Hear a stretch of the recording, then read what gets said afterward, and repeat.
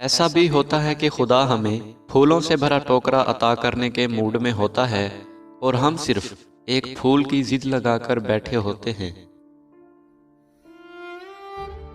دوستو، انسان پر کئی طرح کا بوجھ ہوتا ہے۔ ہمارے اوپر سب سے بڑا تکبر کا بوجھ ہوتا ہے، اور ہم یہ جانے بغیر کہ خدا کے نزدیک کون بڑا ہے اور کون گھٹیا، خود ہی فیصلے کرتے رہتے ہیں۔ آج اگر بچے سے کوئی چیز زمین پر گر جائے تو اس کی ماں رسالے سے نگاہیں اٹھا کر ہوں کر کے کہتی ہے بری بات ہے، زمین سے اٹھا کر منہ میں نہیں ڈالنا، جراثیم لگ گئے ہیں۔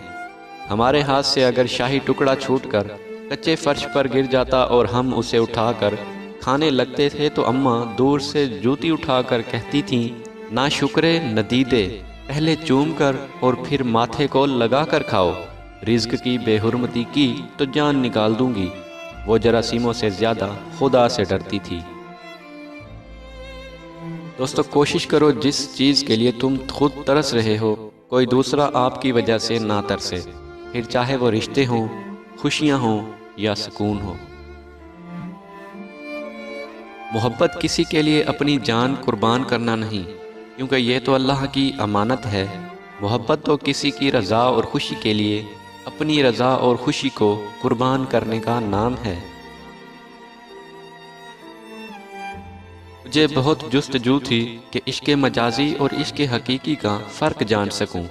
ایک دن ابا جی نے بتایا کہ اشفاق اپنی انا کو کسی ایک شخص کے سامنے ختم کرنے کا نام عشق مجازی ہے، اور اپنی انا کو سب کے سامنے ختم کرنے کا نام عشق حقیقی ہے۔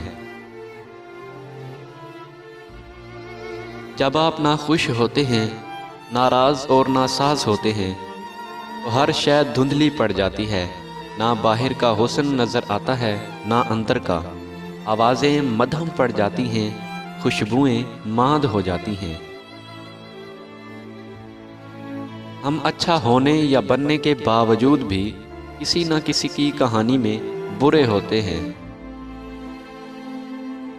جب تک ہم خدا کی ذات سے رابطہ اور تعلق استوار نہیں کریں گے، زندگی کی سلوٹیں بھی دور نہیں ہوں گی۔ میں نے اپنی زندگی میں چند باتیں سیکھیں۔ ماں باپ کے علاوہ کوئی وفادار نہیں۔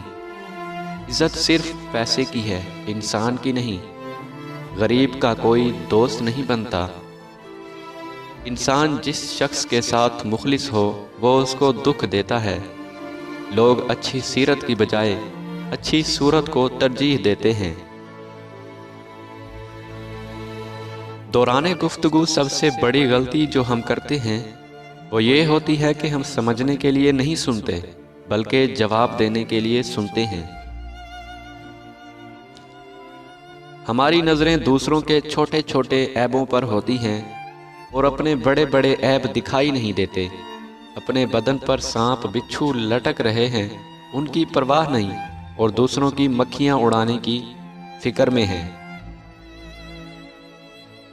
نگاہیں نیچی رکھنے کا حکم ہے تو عورت کی حفاظت کے لیے۔ حیا اور پردے سے اللہ کو تو کوئی فائدہ نہیں پہنچتا۔ مرد بھی بیزار ہوتا ہے اس عورت سے جو حیا دار ہو، اور عورت کی عزت بھی محفوظ رہتی ہے۔ انسان ایک ایسا غافل منصوبہ ساز ہے کہ وہ اپنی ساری پلاننگ میں اپنی موت کو شامل ہی نہیں کرتا۔